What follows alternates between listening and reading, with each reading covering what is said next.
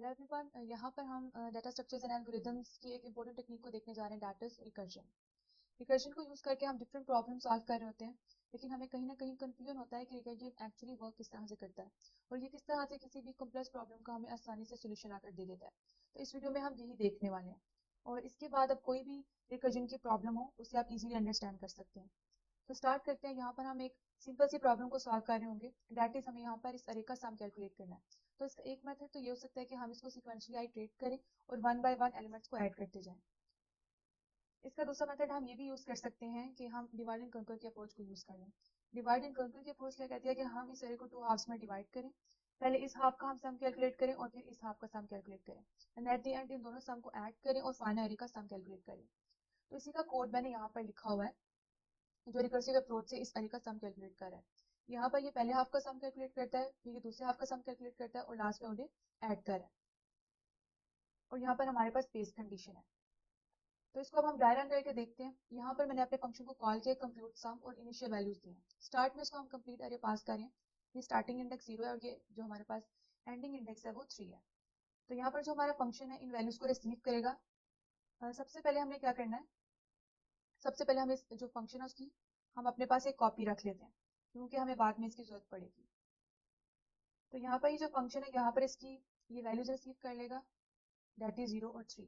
अब यहाँ पर ये लाइन एग्जीक्यूट होगी start compare to end no, उसके बाद ये मिड वाली लाइन एग्जीक्यूट होगी। तो यहाँ पर हमें मिड कैलकुलेट करना है तो उसको भी हम यहाँ पर कैलकुलेट कर लेते हैं। तो यहाँ हमारे पास आ जाएगा 0 + 3 डिवाइडेड बाय 2 1। उसके बाद है हमारे पास रिटर्न कंप्यूट सम। तो यहाँ पर जो फंक्शन है वो अपने आप को कॉल कर रहा है। तो इसका क्या मतलब है, इस फंक्शन का क्या मतलब है कि ये पूरा का पूरा फंक्शन। अब कंप्यूट सम को देखें तो इसका मतलब कि वो सारे फंक्शन को रेफर कर रहा है, इस पूरे के पूरे फंक्शन को। तो इसका ये मतलब है कि जो हमारे पास ओरिजिनल फंक्शन था उसी की एक कॉपी बनेगी इस तरह से। जैसे ही उसने कॉल किया कंप्यूट सम तो हमारे पास जो ओरिजिनल फंक्शन था उसकी कंप्लीट कॉपी बन जाएगी इस तरह से। ठीक, उसके बाद ये इस फंक्शन को वैल्यूज पास करेगा। तो यहाँ हम वैल्यूज पास कर देते हैं। स्टार्ट की हमारे पास वैल्यू है 0, ये वाला हमारा स्टार्ट है। उसके बाद हमने मिड पास करना है, तो मिड हमने यहाँ पे कैलकुलेट किया 1। अब ये वैल्यूज रिसीव करेगा ये वाला फंक्शन। तो यहाँ पर हम वैल्यूज लिख देते हैं, स्टार्ट है हमारे पास 0 और एंड है हमारे पास 1। उसके बाद start compare to end no और यहाँ पर अगेन हम मिड कैलकुलेट करते हैं। यहाँ पर हमारे पास मिड आ जाएगा 0 + 1 डिवाइडेड बाय 2 0। और फिर हमारे पास रिटर्न कंप्यूट सम, ये अगेन अपने आप को कॉल कर रहा है। इसका मतलब कि ये जो हमारे पास ओरिजिनल फंक्शन है उसकी पूरी की पूरी कॉपी बन रही है इस तरह से। अब अगेन ये इस फंक्शन को जो है वैल्यूज पास करेगा।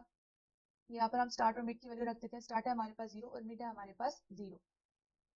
अब ये वाला फंक्शन जिसको कॉल किया ये वैल्यूज रिसीव कर लेगा 0 0। अब ये लाइन एग्जीक्यूट होगी start compare to end yes. तो यहाँ पे रिटर्न कर देगा अरे का स्टार्ट। तो स्टार्ट हमारे पास 0 है, इसका मतलब अरे की 0 इंडेक्स पे जो वैल्यू रिटर्न हो जाएगी वो है हमारे पास 1। तो यहाँ पर हमारे पास 1 वैल्यू आ जाएगी, रिटर्न 1। इसकी वैल्यू जाएगी कहाँ पर, जिसने इस फंक्शन को कॉल किया था। तो यहाँ पर हम इसकी वैल्यू लिख देंगे, इसे आपको अरेज कर देते हैं और यहाँ पर हम लिख देते हैं 1। अब इस वाले फंक्शन ने वैल्यू रिटर्न कर दिया तो इसको हम कर देंगे डिलीट। आगे अब हम इसके बढ़ते हैं तो आगे हमारे पास कंप्यूट सम, अगेन जो हमारे पास ओरिजिनल फंक्शन है उसकी हम कॉपी क्रिएट कर देंगे इस तरह से।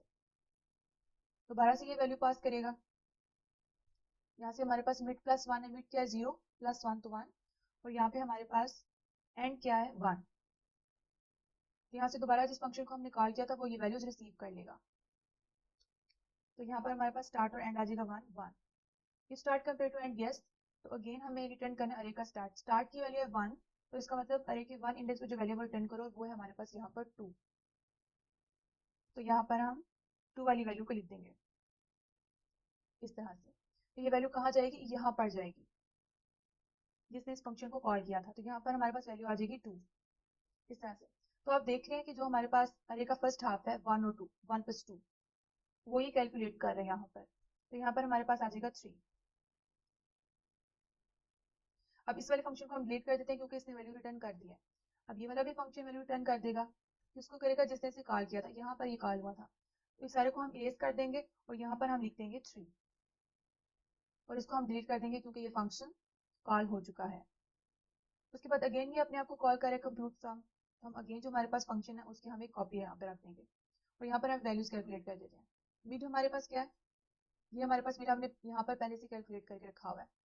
आपने इसी जो ब्लॉक है उसकी जो वेरिएबल्स है वही यूज करने हैं। यहाँ पर जो मिड की वैल्यू है वही यूज करेंगे, ठीक। तो यहाँ पर मिड की वैल्यू है 1, तो वहाँ हम 1 लिखेंगे तो ये हो जाएगा हमारे पास 2। और यहाँ पर अब हम एंड की वैल्यू लिखेंगे। एंड की वैल्यू हमारे पास क्या है, ये वाली हमारे पास एंड की वैल्यू है, यह आ जाएगा 3। अब ये जो वैल्यूज है जिस फंक्शन को हमने कॉल किया वो रिसीव कर लेगा। यहाँ पर हमारे पास आ जाएगा 2 और 3। इफ 2 कंपेयर टू 3 नो, और यहाँ पर हम भी मिड कैलकुलेट कर लेंगे। मीन हमारे पास क्या आ जाएगा, 2 + 3 डिवाइडेड बाय 2 आ जाएगा हमारे पास 2। और उसके बाद रिटर्न कंप्यूट सम। अगेन हम यहाँ पर ओरिजिनल फंक्शन की कॉपी क्रिएट करने वाले हैं इस तरह से, और दोबारा हम यहाँ पर इसको वैल्यू पास कर देते हैं। स्टार्ट है हमारे पास 2 और मिड है हमारे पास 2। ये वाला फंक्शन ये वैल्यू रिसीव करेगा, यहाँ आ जाएगा 2 और 2। जब 2 कंपेयर टू 2, यस, हम यहाँ पर रिटर्न करेंगे अरे का स्टार्ट, मतलब कि अरे के जो सेकंड इंडेक्स में वैल्यू वो रिटर्न करेंगे, व्हिच इज 3। तो यहाँ पर हम 3 लिख देंगे, यहाँ पर 3 आ जाएगा।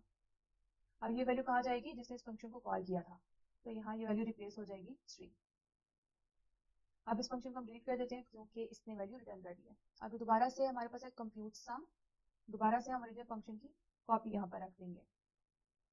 तो यहाँ पर दोबारा से हम वैल्यूज लिख लेते हैं।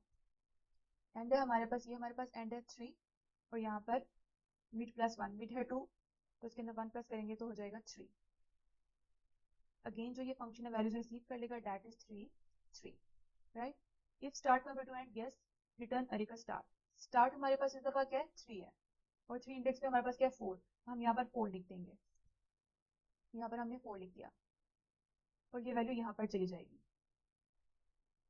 इधर हमारे पास 4 आ जाएगा।